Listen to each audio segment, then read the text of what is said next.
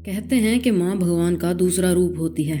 भगवान हर वक्त हर किसी के साथ नहीं रह सकते, इसीलिए उन्होंने हर किसी को एक माँ दी है जो कि अपने बच्चों पर आने वाली हर मुसीबत को अपनी तरफ मोड़ लेती है, जो अपनी पूरी लाइफ अपनी सारी खुशियाँ तक सेक्रीफाइस कर देती है ताकि अपने बच्चों को एक अच्छी ज़िंदगी दे सके।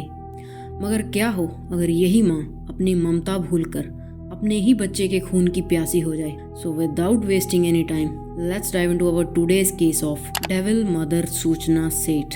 चिन्मय 4 साल का एक बहुत ही प्यारा सा, बेहद ही मासूम सा बच्चा जो कि अपने माता पिता का इकलौता बेटा था। चिन्मय के मॉम डैड उससे बहुत ही प्यार करते थे क्योंकि वो उनको शादी के कई साल बाद हुआ था। चिन्मय के पिता वेंकट रमन एक मलयाली थे जो कि एक IT कंपनी में अच्छी खासी सैलरी पर जॉब करते थे। And apart from their job उनके काफ़ी सारे बिजनेसेस थे जिससे कि वो एनुअली करोड़ों तक की इनकम करते थे। चिन्मय की माँ सूचना सेठ, वो भी एक हाईली एजुकेटेड वीमेन थी जिन्होंने प्लाज्मा फिजिक्स में मास्टर्स कर रखी थी एंड वो एक AI एक्सपर्ट भी थी। सूचना सेठ पैदा तो वेस्ट बंगाल में हुई थी मगर उन्होंने अपनी पढ़ाई इंडिया के अलग अलग शहरों एंड प्रीस्टिजियस कॉलेजेस से की थी। एंड इसी तरह से वो कर्नाटका में वेंकट रमन से साल 2008 में मिली थी। सूचना और वेंकट को पहली ही नज़र में एक दूसरे से प्यार हो गया था। इवन तो उनके बैकग्राउंड्स काफ़ी डिफरेंट थे बट उनका रिलेशन काफ़ी अच्छा चला और फाइनली 2010 में उन्होंने शादी कर ली और वो दोनों शादी करके बेंगलुरु रहने लगे। सूचना और वेंकट एक दूसरे के करियर्स को काफ़ी इंपॉर्टेंस देते थे एंड वो दोनों ही एक दूसरे को और बेहतर करने के लिए सपोर्ट करते थे और शायद यही वजह थी कि उनका रिलेशनशिप इतना स्मूथली वर्क कर रहा था और इसी तरह से उनकी ज़िंदगी हंसी खुशी बीत रही थी। और साल आया 2019 में सूचना गॉट प्रेग्नेंट एंड ये सूचना और वेंकट दोनों के ही लिए बहुत ही खुशी का पल था बिकॉज शादी के इतने सालों बाद उनको ये खुशी का पल मिला था। तो सूचना और वेंकट ने अपने होने वाले बच्चे को लेकर बहुत सारी प्लानिंग्स करनी स्टार्ट कर दी। वो सब कुछ एकदम परफेक्ट करना चाहते थे अपने बच्चे के लिए and they were very excited for the moment जब वो लोग फर्स्ट टाइम अपने बच्चे को अपनी गोद में उठाएंगे। So in the last months of 2019 सूचना एंड वेंकट के बच्चे का जन्म होता है and they were on cloud 9। वो लोग हॉस्पिटल से डिस्चार्ज होकर जब पहली बार अपने बच्चे को अपने घर लेकर आते हैं तो एक बहुत ही ग्रैंड पार्टी करते हैं। इवन बच्चे के नामकरण को भी वो लोग काफ़ी ग्रैंड तरीके से सेलिब्रेट करते हैं एंड दे नेम हिम चिन्मय। और यहाँ से उनकी लाइफ और भी हैप्पीली मूव होने लगती है। And then comes 2020। साल 2020 में सूचना वेंकट से बोलती है कि उसे अपने खुद की एक कंपनी स्टार्ट करनी है। उसके इस फैसले में वेंकट भी उसका पूरा साथ देता है क्योंकि वो बहुत खुश था कि सूचना अपने पैरों पर खड़ी होना चाहती थी। तो वेंकट की ही मदद से सूचना साल 2020 में अपनी एक AI कंपनी जिसका नाम था माइंडफुल AI लैब उसे एस्टेब्लिश करती है एंड ये कंपनी कुछ ही टाइम में काफी अच्छा परफॉर्म करती है। कंपनी की परफॉर्मेंस को देखकर वेंकट और सूचना भी बहुत खुश थे लेकिन उनकी ये खुशी ज्यादा देर तक टिकी नहीं क्योंकि कंपनी के स्टार्ट होने के कुछ ही महीनों बाद लॉकडाउन लग जाता है जिसके बाद से ही सूचना और वेंकट के लाइफ में भी प्रॉब्लम्स आनी शुरू हो जाती हैं। शुरुआत छोटी छोटी आर्ग्यूमेंट से होती है बट इवेंचुअली ये आर्ग्यूमेंट्स बहुत बड़े झगड़ों में बदल जाती है और उनके रिश्तों में कड़वाहट दिन ब दिन बढ़ती ही जाती है। और इन्हीं झगड़ों के बीच सूचना की कंपनी भी काफी ज्यादा लॉसेस में चली जाती है और अब इस कंपनी में ज्यादा कुछ बचा ही नहीं था जिसके कारण अब सूचना और भी ज्यादा स्ट्रेस्ड रहती थी। मगर दूसरी ओर वेंकट, उसके करियर पर लॉकडाउन का कुछ ज्यादा इफेक्ट नहीं पड़ा एंड उसके बिजनेसेस भी अच्छा खासा प्रॉफिट जनरेट कर रहे थे। इसी पूरी स्ट्रेस्ड सिचुएशन के कारण उनके झगड़े और भी ज्यादा बढ़ते गए और अब वो लोग रोज लड़ने लगे जिस वजह से वेंकट ने अपनी वाइफ पर कई बार हाथ भी उठाया एंड एज अ रिजल्ट सूचना ने वेंकट के खिलाफ कंप्लेंट फाइल कर दी कि वो उसे और उसके बेटे को मेंटली एंड फिजिकली असॉल्ट करता है एंड उसने जस्ट एलिगेशंस ही नहीं लगाए थे वेंकट पर बल्कि उसके पास इन सभी बातों के प्रूफ्स भी थे। इस कंप्लेंट के बाद सूचना और वेंकट के रिश्ते में अब और कुछ बचा ही नहीं था जिसे वो ठीक कर पाते। सो इन 2022 वो दोनों डाइवोर्स लेने का डिसाइड कर लेते हैं एंड 2022 में उन दोनों की डाइवोर्स प्रोसीडिंग्स स्टार्ट होती हैं। अब वो दोनों ही लोग अपने बच्चे चिन्मय से बहुत ज़्यादा प्यार करते थे एंड उसे अपने पास रखना चाहते थे एंड इसीलिए दोनों ही चिन्मय की कस्टडी के लिए कोर्ट में प्लीड करते हैं बट कस्टडी तो किसी एक को ही मिलनी थी एंड कोर्ट चिन्मय की कस्टडी सूचना सेठ को दे देती है। इसके अलावा सूचना ने अपने हस्बैंड से मेंटेनेंस के लिए 2.5 लाख रुपए की मांग की थी बट कोर्ट यहाँ पर उसे सिर्फ 20,000 का ही मेंटेनेंस अलाउ करती है जो सुनकर सूचना बिल्कुल भी खुश नहीं थी बिकॉज उसकी कंपनी से भी उसको कुछ खास इनकम होती नहीं थी एंड उसके पास कोई अदर सोर्स ऑफ इनकम भी नहीं था जबकि उसका पति अच्छी खासी कमाई कर रहा था। तो खैर डिवोर्स के बाद सूचना अपने बेटे चिन्मय को लेकर अपने पति से अलग शिफ्ट हो जाती है मगर सूचना को अब भी चैन नहीं आ रहा था और उसे लग रहा था कि उसकी लाइफ में तो अभी कुछ बचा ही नहीं है। ऊपर से उसने अपने बेटे की भी कस्टडी ले ली है जिसे देख देखकर उसे पूरा दिन अपने पति का ही चेहरा याद आ जाता है, जिससे कि वो बहुत ज्यादा नफरत करती है। उसे लगता था कि उसके पति ने उसकी जिंदगी खराब कर दी है और उसकी जिंदगी में अब कुछ भी बचा नहीं है, जबकि वेंकट की जिंदगी में कुछ भी फर्क नहीं पड़ा। इनफैक्ट वो तो अब आजाद हो चुका है, वो जहां चाहे जा सकता है, जैसे चाहे अपनी जिंदगी जी सकता है।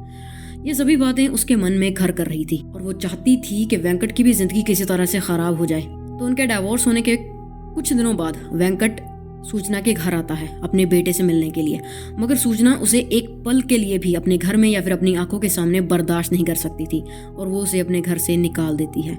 इसके बाद भी वेंकट एक दो बार अपने बेटे से मिलने के लिए आता है और वो बहुत मिन्नतें करता है सूचना की कि वो उसे अपने बेटे से मिलने दे, मगर सूचना उसे अपने बेटे से मिलने नहीं देती। जब वेंकट को कोई और रास्ता नहीं दिखता तो वो सीधा कोर्ट जाता है और वहां जाकर रिक्वेस्ट करता है कि उसे अपने बेटे से मिलने के लिए वीकली विजिटेशन राइट्स दिए जाएं, ताकि वो भी अपने बेटे के साथ टाइम स्पेंड कर सके। और दिसंबर 2024 में कोर्ट उसकी इस रिक्वेस्ट को एक्सेप्ट कर लेती है कि भले ही कस्टडी माँ के पास हो, मगर वेंकट को भी अपने बच्चे से मिलने का अधिकार है। So after this order Venkat again Suchana के घर जाता है, बट सूचना फिर भी उसे अपने बेटे से मिलने नहीं देती। वो हर बार कोई ना कोई बहाना बनाकर उसे वापस भेज देती और कई बार ताला लगाकर अपने बेटे के साथ घर से निकल जाती, ये जानते हुए भी कि वेंकट आज विजिट करने वाला है। और ऐसा इसीलिए क्योंकि वो नहीं चाहती थी कि वेंकट की लाइफ में एक भी पल खुशी का हो। जैसे वेंकट की वजह से उसकी जिंदगी बर्बाद हो गई, वैसे ही वो वेंकट की भी जिंदगी खराब करना चाहती थी। और उसे पता था कि वेंकट अपने बेटे से बहुत प्यार करता है और उसने सोच रखा था कि वो अपने जीते जी वेंकट को अपने बेटे के साथ एक भी पल खुशी का बिताने नहीं देगी। नाउ स्टार्टिंग में तो सूचना हर बार वेंकट को अपने बेटे से मिलने से किसी न किसी तरह से रोक लेती है, बट अब वेंकट उसे धमकी दे देता है कि अब वो उसके खिलाफ पुलिस में कंप्लेंट कर देगा कि वो कोर्ट के ऑर्डर आने के बाद भी उसे अपने बेटे से मिलने नहीं दे रही और फिर उसे जेल भिजवा देगा, जिसके बाद अपने बेटे की कस्टडी भी उसे मिल जाएगी। और इतना कहकर वो चला जाता है। सूचना ये बात सुनकर बहुत डर जाती है, क्योंकि उसे पता था कि अगर वेंकट ने सच में उसकी कंप्लेंट कर दी तो वो वाकई में अपने बेटे की कस्टडी खो देगी और फिर वेंकट को उसके बच्चे से दूर रखकर वो अपना बदला नहीं ले पाएगी। वो पूरी रात इसी के बारे में सोचती रहती है कि अब वो क्या करे। और तब उसके दिमाग में एक बेहद ही खतरनाक प्लान आता है कि अगर वो अपने बेटे को ही जान से मार दे तो वेंकट उससे कभी मिल ही नहीं पाएगा और इस तरीके से वो वेंकट को दुख पहुंचाकर उससे अपना बदला भी ले लेगी। अपने इस प्लान को अंजाम देने के लिए सूचना फुल प्रूफ तैयारी के साथ 6 जनवरी 2024 को अपने बेटे के साथ गोवा के लिए निकल जाती है और उसे ये बोलती है कि हम लोग कुछ दिनों के लिए घूमने जा रहे हैं। गोवा में वो लोग कोंडोलिम के एक अपार्ट होटल में स्टे करते हैं और अगले 1-2 दिनों तक सूचना अपने प्लान के अकॉर्डिंग अपने बेटे के साथ गोवा में यहाँ वहाँ घूमती है और 8 जनवरी 2024 की शाम को वो उसी होटल के कमरे में अपने बेटे के साथ मौजूद होती है। उसका बेटा इस वक्त सो रहा था क्योंकि उसने उसे खाने में नींद की दवाई हैवी डोज में मिलाकर दे दी थी। इसके बाद सूचना बेड से एक तकिया उठाती है और उस तकिए से दम घोंटकर 4 साल के अपने मासूम बच्चे को मौत की नींद सुला देती है। उसे बिल्कुल भी एहसास नहीं होता कि वो इस बदले की आग में कितनी अंधी हो चुकी है।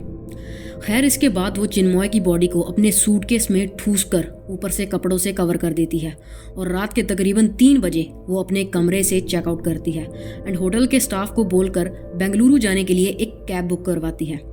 गोवा से बेंगलुरु तक जाने का कैब का किराया लगभग 30,000 रुपये होता है। तो होटल स्टाफ उसे बोलता भी है कि इससे सस्ते में तो वो फ्लाइट से चली जाएगी और जल्दी भी पहुंच जाएगी, मगर सूचना को पता था कि अगर वो प्लेन से गई तो वहीं एयरपोर्ट पर ही पकड़ी जाएगी, क्योंकि एयरपोर्ट पर जब लगेज की चेकिंग होगी तो उन्हें पता चल जाएगा कि उसके सूटकेस में क्या है। इसीलिए वो कैब से ही बेंगलुरु के लिए निकल जाती है। मगर जाने से पहले जब रिसेप्शनिस्ट ने उससे ये पूछा कि आपके साथ तो आपका बेटा भी आया था, वो कहाँ है, तो सूचना उससे बोलती है कि मैं उसे अपने एक दोस्त के यहाँ छोड़कर जा रही हूँ और वो कुछ दिन यहीं रुकेगा। और इतना बोलकर वो कैब में बैठकर निकल जाती है। अब अगली सुबह जब होटल का स्टाफ सूचना के कमरे की सफाई के लिए जाता है तो उन्हें उस कमरे से एक टॉवल मिलता है जिस पर बहुत सारा खून लगा हुआ था और इस टॉवल को देखकर वो लोग शॉक हो जाते हैं कि आखिर इस पर इतना खून कहाँ से आया। इवन कमरे में भी खून की कुछ छींटें पड़ी हुई थी, जिसके बाद वो लोग तुरंत इस बारे में पुलिस को इन्फॉर्म कर देते हैं। पुलिस भी तुरंत उस होटल में पहुंच जाती है एंड कमरे की तलाशी करने पर उन्हें उस कमरे से कफ सिरप की 2 खाली बॉटल्स मिलती हैं और वो खून से सना तौलिया और ये सब चीजें देखकर उन्हें भी शक होता है कि यहाँ पर कुछ न कुछ तो जरूर गड़बड़ हुई है। जिसके बाद पुलिस उस कैब ड्राइवर से कांटेक्ट करती है जिसकी कैब में बैठकर फिलहाल सूचना बेंगलुरु की तरफ जा रही थी और पुलिस उसे सूचना से बात करवाने को कहती है। अब सूचना से पुलिस ये पूछती है कि उसके जिस दोस्त के यहाँ वो अपने बेटे को छोड़कर आई है उन्हें उसका एड्रेस चाहिए एंड सूचना बिना किसी झिझक के उन्हें वाकई में उस दोस्त का एड्रेस लिखवा देती है। मगर जब पुलिस उस एड्रेस पर जाकर देखती है तो वो एक फेक एड्रेस होता है। जिसके बाद वो लोग एक बार फिर से उस कैब ड्राइवर को कॉल करते हैं एंड इस बार वो उस कैब ड्राइवर से सीधा ये बोलते हैं कि तुम इस वक्त जहां भी हो जल्दी से अपने आसपास कोई पुलिस स्टेशन देखो और जल्दी से अपनी गाड़ी को उस पुलिस स्टेशन तक ले जाओ, क्योंकि तुम्हारी गाड़ी में ये जो औरत बैठी है ये कुछ गड़बड़ है। वो कैब ड्राइवर ऐसा ही करता है और कर्नाटका के चित्रदुर्ग डिस्ट्रिक्ट में जब उसे एक पुलिस स्टेशन दिखाई देता है तो वो तेजी से अपनी गाड़ी को उस पुलिस स्टेशन के अंदर ले जाता है और अपनी गाड़ी से निकलकर वो दौड़कर पुलिस के पास जाता है और उन्हें कहता है कि उसकी गाड़ी में जो औरत बैठी है आप उसको पकड़ लीजिए। इसके बाद उस थाने की पुलिस सूचना को गाड़ी से बाहर निकालती है और डिक्की में रखे उसके बैग को भी बाहर निकालती है। और जब वो लोग उस बैग को खोलते हैं तो उसमें 4 साल के मासूम चिन्मय की बॉडी निकलती है। जिसके बाद वो लोग तुरंत सूचना को अरेस्ट कर लेते हैं और तब इस पूरी घटना का खुलासा होता है। अब इन सब में जब पुलिस सूचना से पूछताछ कर रही होती है तो वो लोग नोट करते हैं कि उसकी कलाई पर पट्टी बंधी हुई थी और जब वो उससे पूछते हैं कि ये चोट तुम्हें कैसे लगी तो वो बताती है कि जब उसने अपने बच्चे के साथ ये सब किया तो उसके बाद उसे समझ नहीं आ रहा था कि वो अब क्या करे और एक पल के लिए तो उसे लगा कि उसे भी मर जाना चाहिए और तब उसने अपनी भी कलाई काट ली। मगर कुछ ही सेकंड्स में उसने अपना ये मरने का प्लान कैंसिल कर दिया और अपनी कलाई पर पट्टी बांध ली और कमरे में जो खून गिरा था उसे भी एक टॉवल से साफ कर दिया। सो बेसिकली कमरे में वो जो खून मिला था वो सूचना का ही खून था। So yeah, this was our today's case. If you find this video informative, please drop a like. You can check out our other videos as well and you can also subscribe for more such content and फिर मिलेंगे।